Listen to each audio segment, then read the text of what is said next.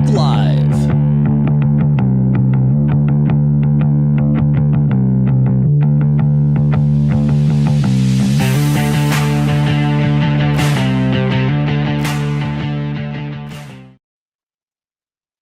Hey, Kara Oosterhuis here with RealAgriculture.com. We are back here. It is Thursday, which is kind of like a Friday.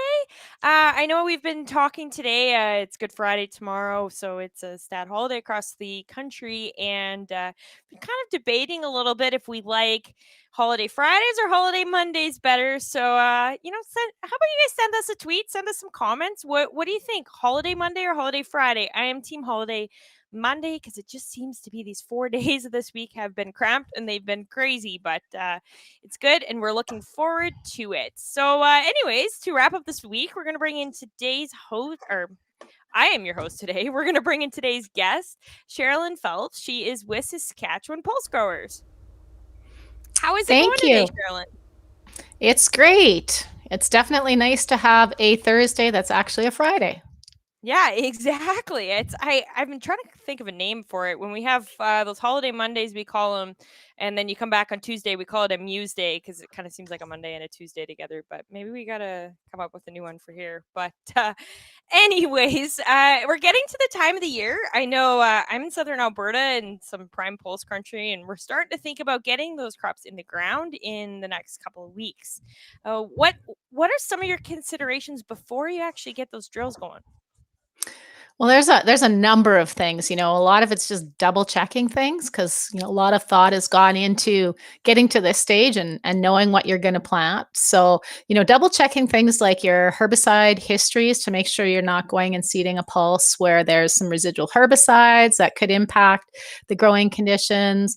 Making sure you have your seed lot tested and know the seed quality. And aware of any concerns along that lines in terms of maybe some of the diseases that might be present on the seed. And then obviously making choices of whether to use a seed treatment and what seed treatment, and so that you have that all on hand as seeding is getting ready. Other things to think about is making sure you have your seeding rates figured out based on the seed lot that you're going to plant. So knowing the seed size and then doing the calculations so that you're targeting the optimum plant populations. Because once you put that seed in the ground, it's pretty hard to fix the plant populations after the fact. So making sure you have enough to optimize your yields right off the bat and deal with any of those pest pressures that might be coming in with the seed or in the soil that you're concerned about.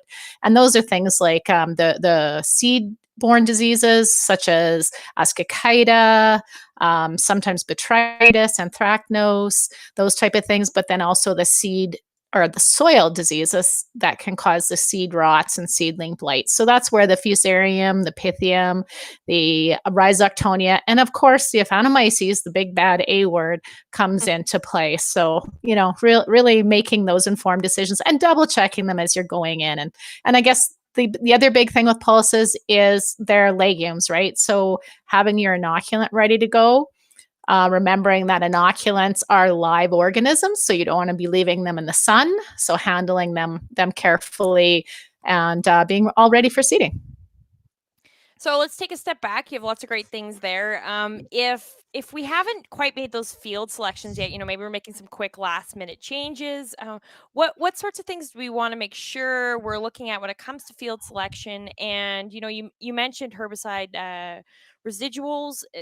Talk a bit about that and how they can maybe stay on your field for more than a year and why it's important to make sure you're watching those.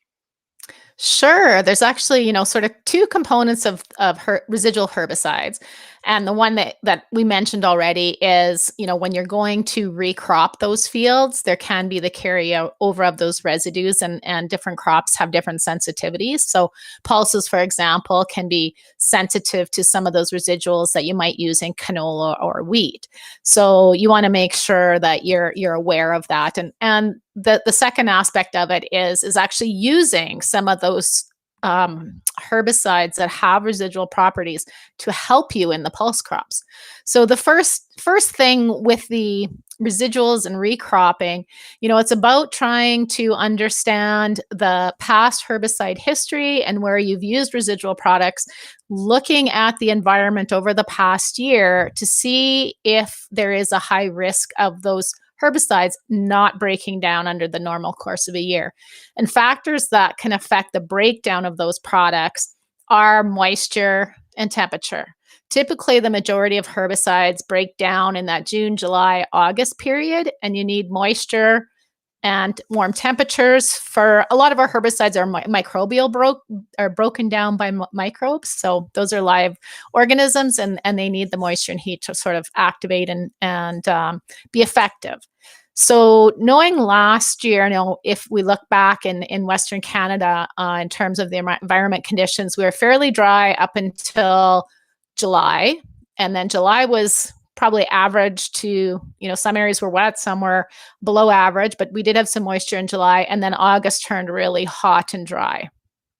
And we had a fairly dry September as well. So, it could be you could end up with a little bit more herbicide carryover than you would under years where you had good moisture throughout the season and really broke those herbicides down. So just keep that in the back of your mind when you are looking at those recropping decisions. And if at all it's a higher risk, you may want to switch fields.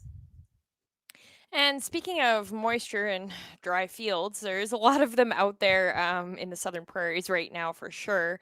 Do you want to talk a bit about what sort of considerations you're going to want to like? Is there such a thing as seeding too deep? We sometimes try and chase that moisture, but what sorts of things do we have to be careful with that way?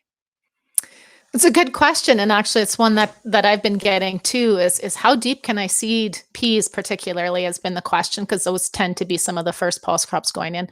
And with the larger seeded pulse crops, they do require a decent amount of moisture to germinate and really start growing. So you want to get them in where there's decent moisture. So in most cases, you'd like to think that you can get them in that 1.5 to 2.5 inch range for the majority of pulses. But this year, with it being drier, although hopefully some of the snow more recently or rain in a lot of the areas will help, you can seed some of them deeper. So some of the larger seeded ones like peas and faba beans, you can seed deeper and they will still come up because they've got a fairly big seed that's a reservoir for nutrients, right? So it can kind of help that seedling come up. I have seen peas that have come up even seeded up to like 4 inches, but that's extreme. And I wouldn't recommend that. 3 inches is sort of max for some of those larger seeded pulse crops. Some of the other ones that might be smaller seeded, like lentils, sort of that 2 inches is likely as far as you want to go because they are just a little bit weaker in terms of their ability to come through soil. And what about seeding rates when it comes to dealing with dry moisture, or dry fields? I've heard of some people kind of playing with seeding rates, maybe putting less. Does that cause problems too? Do you want to talk about seeding rates and why it's important we kind of hit that target population? Sure. And actually, with pulses, unlike some other crops like, canola that can compensate for lower plant stands, if the moisture is there, they just get bigger. Pulses don't. So you need a decent amount of seed in the ground in order to get those sort of minimum plant populations right off the bat. They're fairly poor competitors early on, and they don't make up for a lack of plants like something like hybrid canola can. So it's really important that you're hitting those minimum plant stands right off the bat. So I would not recommend in any case to be reducing seeding rates below what the recommended rates are.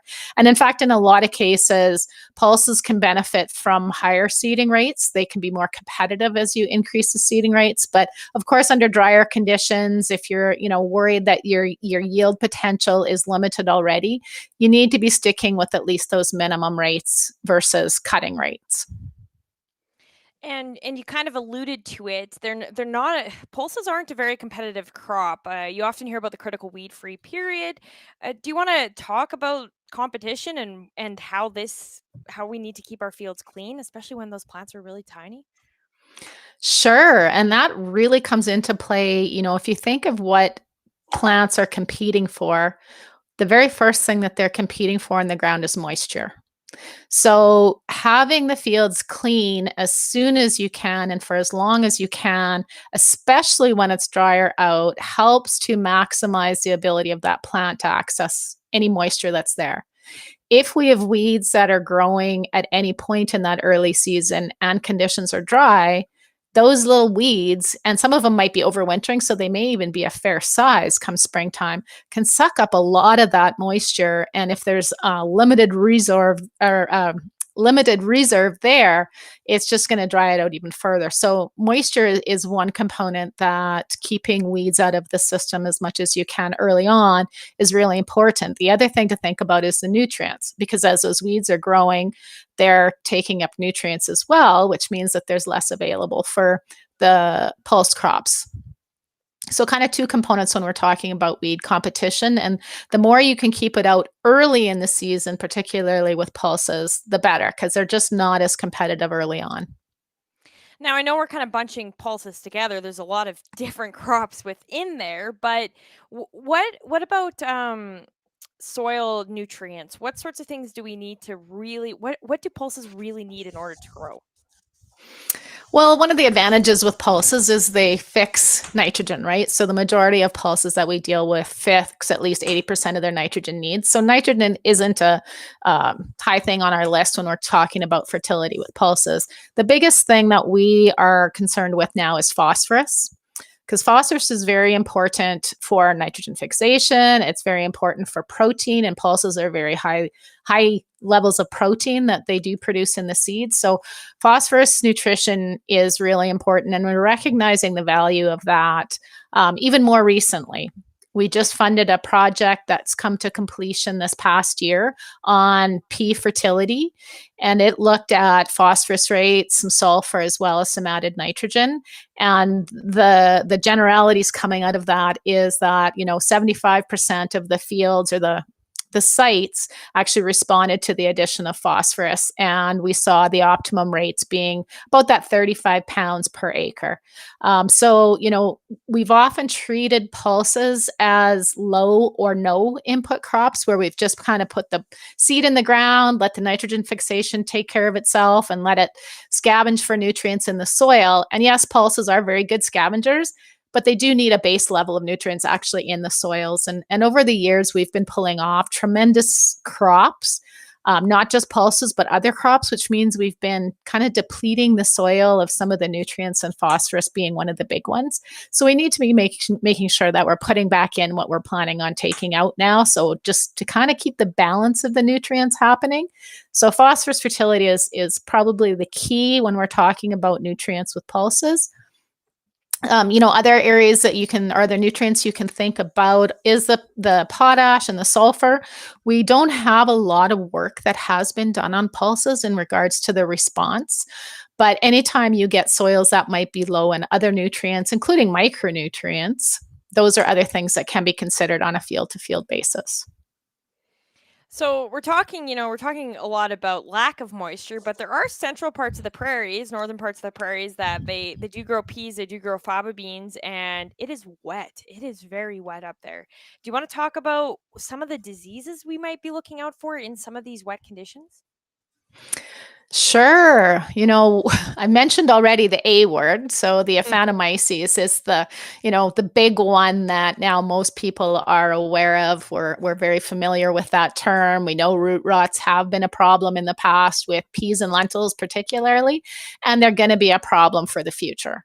So managing for root rots can be challenging because there is no quick fixes. You can't fix disease once it's there in the soil and on those roots. We can't get fungicides down to the roots that will treat the plants once they're up. So it's all about prevention. And so if you're going into the season with wet soils off the bat, that can be something that you might want to consider, changing your crop planning. We know peas, for example, don't like wet feet in general. So they can, tend to be negatively impacted just by the excess moisture. let alone if the Aphanomyces is present and can cause the root rots. And when we're talking about, root rots, it's not just the Aphanomyces, Fusarium we see a lot of in that root rot complex when sort of the really extreme root rots happen and the crops are going sideways. So it's not just Aphanomyces we have to be considering. It's Fusarium as well as Epithium and Rhizoctonia. So under wet conditions, it does add that added risk, especially with peas. Faba beans, on the other hand, they are more resistant to Aphanomyces and tend to like wet soils. They're a big seed, they need lots of moisture, and they're definitely a crop that is well suited to those higher moisture areas in the province as well. So, Aphanomyces, it's obviously a big one, but is there any sort of, we're always researching, we're always doing things, but have you guys gotten any headway on Aphanomyces and control methods?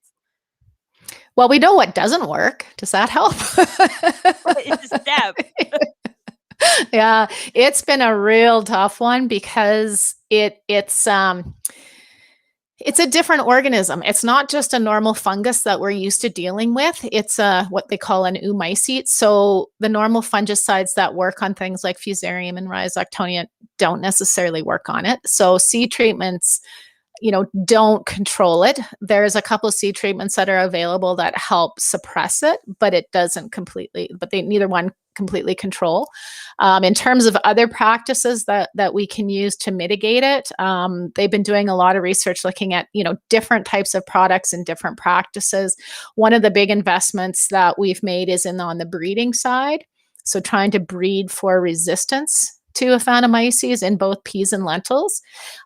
With peas, we're fortunate that there was some genetics available in other parts of the world that we were able to access to give partial resistance. And so the researchers were able to take that and start breeding it into existing varieties and are closer to having something commercially available. So probably within the next 3-4 years, we will see something come out in peas, maybe 5 for the commercial aspect of it. With lentils, we're much further behind because there was no known resistance. Our breeders here in Saskatchewan are well known worldwide for their lentil breeding activities, and to what we know, there has been no other parts of the world that really have been dealing with this in lentils and in terms of trying to breed for resistance. And so they're starting from square one. They're having to try and identify levels of resistance in like wild type lentils and then breed that back into the program. So it's much further behind than the peas would be. So hopefully, fingers crossed, in the next few years, we'll have some results from that. And then there's also other research that's going on that's looking at other crops in rotation. So seeing if adding in different crops in sequence with peas. So looking at brassica species because of the glucosinolates have sort of a soil fumigation property. Looking at oats because there's some compounds within oats that has shown under greenhouse to affect the longevity of the Aphanomyces in the soil. And then also looking at how many times and what pulse crops we could grow in some of these rotations that are more resistant to the Aphanomyces to see if we can extend the rotations with peas and lentils, but still have another pulse in rotation. So there's a lot of work that's going on outside of just the breeding aspect and testing products for their effectiveness that we're hoping will help in the future. Are you guys still, I know at one point, the producer groups are looking for soil samples to be sent in so more research could be done if you were concerned that you would have Aphanomyces in your field. Is that still something you guys are looking for or not so much anymore? There's been over the last, I guess since it really came to light in 2014, there's been annual surveys looking at root rots and looking at soils. And so there's been, I would say, a coordinated effort across the Alberta and Saskatchewan collecting soils and as part of a research project where they're sort of looking at the distribution of the Aphanomyces and seeing if there's hot spots or any association with certain soil types or not. And the real, just to that is that it's across Western Canada. There's not really hot spots. It's widely distributed. And it can be found in pretty much every soil zone. So they've kind of concluded that that's, where we're at with the soil. So we're not really looking for more soil samples at this point. But there are opportunities if growers are interested in getting their soils tested. There's a number of labs that do offer services for soil testing that can give them a level of Aphanomyces present in the soil to help them identify if the soils are high risk or low risk. So moving to some of the more common foliar diseases, one we haven't really touched too much on is Ascochyta. Do you want to talk about when you're going to start looking for Ascochyta in the season and what sort of control methods we have there? I will try to. When we're talking Ascochyta, the Ascochyta species for different pulse crops are all different. So the Ascochyta that infects peas is different than the one that's in lentils, and definitely different than the one that's in chickpeas. And they're all, being that they're different, there's different times that they come in, there's different aggressiveness and all that kind of stuff. But typically you can start seeing Ascochyta coming in sort of that just before reproductive period. So that's when you can start to kind of see lesions developing or the first initial spots. And when you start to monitor not only the plants themselves and be out there scouting, but starting to look at the environment, because you want to be doing your fungicide applications at the right time so that it's protecting those plants for when the environment is conducive for the disease development. Ideally, fungicides work best if you can get them on proactively, so kind of prior to when the disease actually appears but is coming in, so it gives those plants some protection. We don't always have that luxury to pick the perfect timing because we can't predict the weather. And so what we feel sometimes is a low risk scenario turns out to be a complete thunderstorm and high humidity for days that we weren't predicting, and that kind of throws out our thoughts going into some of that. So it's trying to make the best guesses in terms of where you are at with risk. And we do have some sheets available on our website that do help with you to determine whether your fields are risky and at what time to be looking at applying fungicides. Okay, now I realize one we kind of skipped over when we're kind of looking at our seeds right now is seed treatments and inoculants. Do you want to Okay. touch a bit about the importance of them and why, especially inoculants, why you'd consider even having them on your crops? For sure. Like inoculants, as we're all, well aware of, those are the rhizobial products that provide the right species of rhizobia for the right crop. So you need the right rhizobia in order to have decent nodulation on your crops. Peas and lentils, we know, have been grown for many years in many fields and have had, multiple sequences on there. And likely that there can be high background levels of rhizobia as well. But it's still important to use an inoculant because it's cheap insurance to make sure you're getting the right number of rhizobia near the seed to elicit the maximum nodulation response that you can get. It also means that you're putting on a rhizobia that is effective at nodulating those plants and has been developed to maximize nitrogen fixation. As we look at, kind of background levels of rhizobia in the soil, some of the rhizobia over time can lose its capabilities, can be less effective. It's more about it trying to survive than actually fixing the nitrogen. So we really don't know in a lot of cases if those background levels are comparable to what's in the products anymore. So using an inoculant is really important and really critical, specifically with crops that don't have or that haven't been grown in sequence before, so may not have the right rhizobia as background levels. So crops such as soybean, which have a bradyrhizobia, which allows it to fix nitrogen. That's the species that kind of nodulates the rhizobia, or the soybeans, sorry. And with soybeans, they haven't really been grown a lot in Saskatchewan or Alberta, somewhat in Manitoba, they have for a few years now. But overall, soybeans, when they're grown the first time, can't rely on any background rhizobia because they're just not there. We haven't grown soybeans. We haven't nodulated those seeds in the past and kind of introduced those rhizobia into the soil. So when it's coming to those new crops like soybean, it's very important to use the inoculant. And in those cases, often the double inoculant is even recommended, where you're using like a seed applied inoculant plus a granular.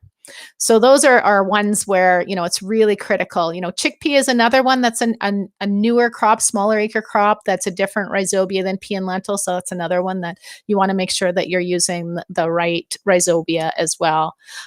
Dry beans, on the other hand, dry bean rhizobia is not very effective and efficient at fixing nitrogen for dry beans. We get really, fairly low levels of nodulation. So with dry beans, you still can get a yield benefit from using an inoculant, but with dry beans, some nitrogen fertilizer is important as well. When we talk about faba beans, they actually nodulate with the same one as peas and lentils. So, that's a fortunate thing with the faba bean side. So pea lentil strains do work on faba beans as well for the most part. So that was the inoculant side. Yeah, no, absolutely. And Jim's got a question here about inoculants. He says, are there better ways than others to apply inoculants to ensure even distribution?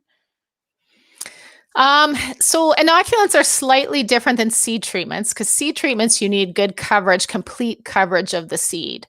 With inoculants, you just need to get some on the seed somewhere. Because they will grow and infect the root as the root grows. In terms of applying inoculants to seed, you want to have it so it sticks. So, liquid formulations are made so that they're wet and they can coat the seed.